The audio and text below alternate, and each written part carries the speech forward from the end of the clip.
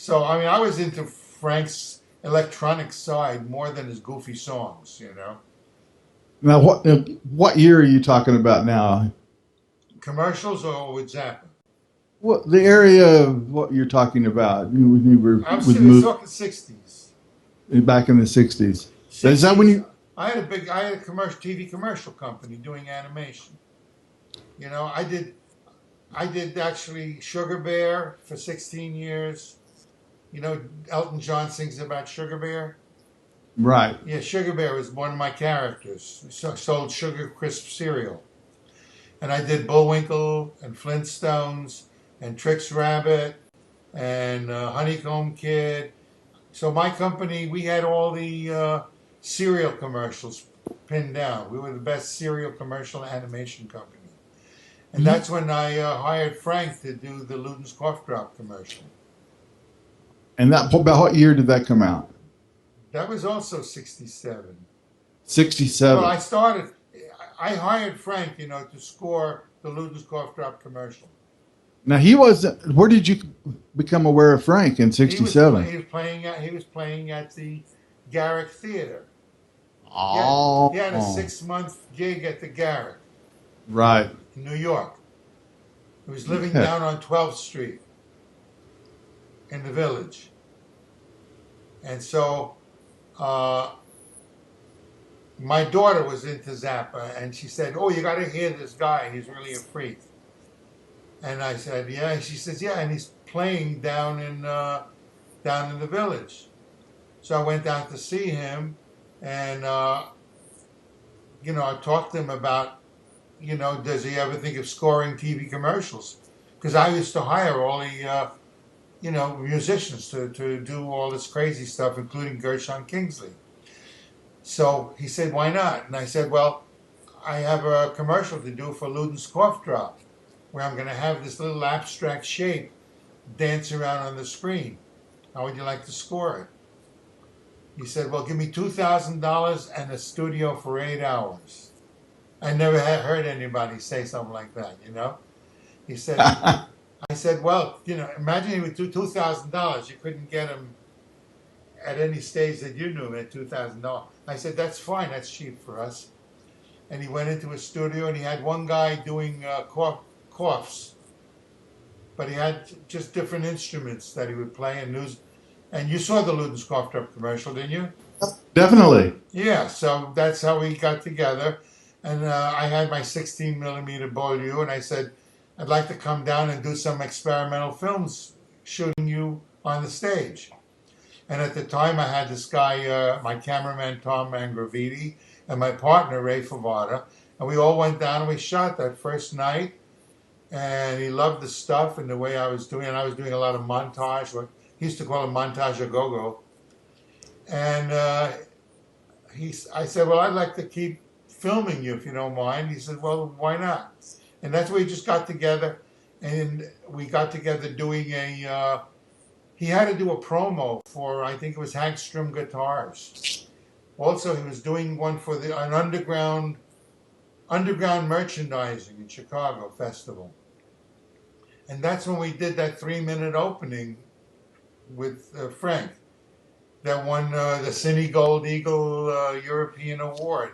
That 3-minute film we did, the first film we did together. And we edited together, and Frank put in all these black and white horror scenes and stuff. That's the 3-minute opening to my 42-minute film. But I kept shooting with him, and I said, "Well, let's work together." And he says, "Well, I have this film called Uncle Meat that I want to do." And I said, "Well, I'll keep filming, and we'll be partners." And so we partnered, and it was a handheld camera, and I didn't need a crew, and I didn't need sound. And I wasn't going to do a corny, you know, the Doors version of a documentary where you sit and you talk about what you want to do. There's no talking. So he liked the idea I was going to shoot silent. I liked silent because I could shoot from 2 frames a second to 64 frames a second. And I could montage in the camera. In the Beaulieu with a 100-roll film, I could rewind the film and then run it again, accidental sync. So I Oh, would shoot sometimes double exposures and triple exposures of what they were doing. And what I would do is then I would bring the footage in when Frank was recording at the Apostolic down in the village. They had the first 16-track studio. So he used to, he loved that as his studio. He was into 16 tracks. That was a big deal.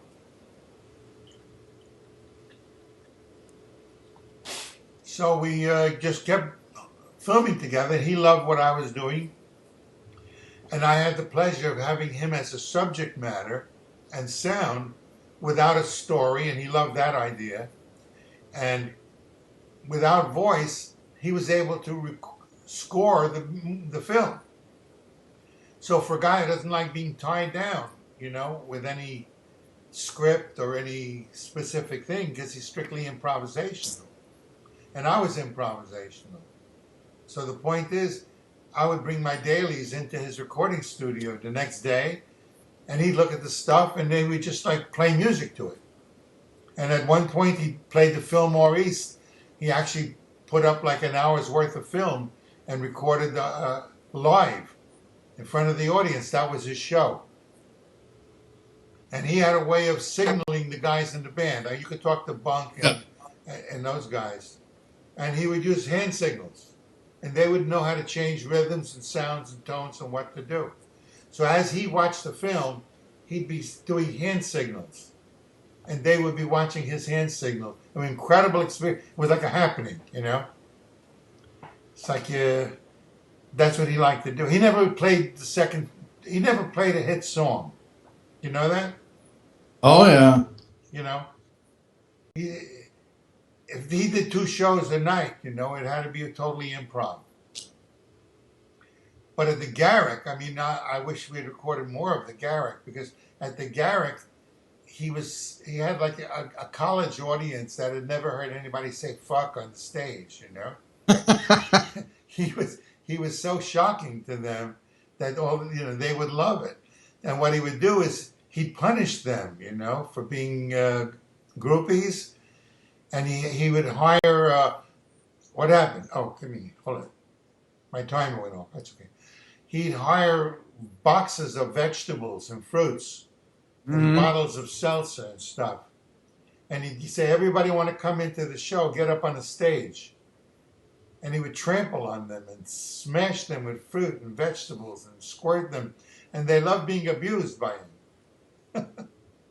I always heard the story Carl Black would tell about when they shot the whipped cream out of the giraffe's ass. Yeah, well, I got a shot of him fucking the giraffe in one of my montage clips.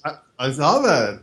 Now, By the way, I sent you got the John Larson version of Jimmy Carl Black telling the Zappa story, the mother story? Yeah, I have that. Yeah. Well, he tells that. He goes through that whole story, that whole routine. Yeah, and okay, your stuff. I'm going to get online, and I'm going to be posting. But now the Luden's cough drop thing will be posted online, and you sent me a whole lot of stuff that you got out there. You can run the 3-minute film, the first 3 minutes that I edited with Zappa. You got that? I believe you sent me all of that. I'd have to double check and see exactly what you have. They're on YouTube if you need to get them. Not great quality. Okay, well, I'm going to go on YouTube, and I encourage everybody to go on YouTube and check out Ed Seeman's work. YouTube is running a thing called Rehearsal, in which using the Bowl U that could run 2 frames a second. So I was able to shoot as though you were fast cutting, but you're not cutting, there's no editing. And I would just keep shooting 2 frames a second. So to thousands of pictures. It's 11 o'clock. And then I would rewind that, and then I'd have thousands of pictures cutting into thousands of pictures. And I played with that. So it's a thing called Rehearsal that also will be on YouTube. And another thing that I think they still have is Electric Circus. I don't know if you ever heard of Electric Circus down the village. I can't say I have. It was a psychedelic disco, and I put a piece of Zappa's music to it that makes it, it's like a 3-minute trip film. But again, I would run a 100-foot roll without ever editing. There's very little editing in any of my films with Zappa. It's just putting together selected accidental montages. So you're the one responsible for all that madness. Well, in a way, Frank, that's what he loved. That's why I mean, he could have had a million photographers. I was very proud that he loved what I was doing and I'm very proud to say, because such a great genius like him saw in me something that he identified with, which to me is, there's no greater honor. I mean, I still get, did you read the fan mail in the back of my Zappa site? Not yet. Yeah, it's got Jimmy Carl Black wrote in, Don Preston wrote in. Oh, yes. You told me. Yes, I have. Yeah, I even wrote in. Well, I get a lot of fans that still say they're dying to see the 14 hours. In other words, that's the problem right now. Uncle Meat? My 42 minutes is just my capsulization of the story I wanted to tell and a kind of an impression. But he allowed me to keep that for festival use. I mean, I'm shocked. Zappa would give me quarter-inch tapes to use. There are people who see my film, the one you have, that say they've never heard it before. It was never released. Which means I had this large reel-to-reel quarter-inch tape. I can't believe Zappa, an egomaniac like Zappa, trusted me to put his music to my pictures. You still got it? No. You took it back. You know the story. I wound up selling him everything for $25,000. Oh no, I didn't know that story. The story is that we kept shooting, and he could never shoot. My theory is, you talk about patience. An artist has no patience at all. So, an artist's boredom ratio has nothing to do with normal people. So an artist is bored with something even while he's creating it. It's already bored, So if Frank had an idea the night before, and he said, here's what we're going to shoot tomorrow, when he woke up in the morning, he was already bored with that idea.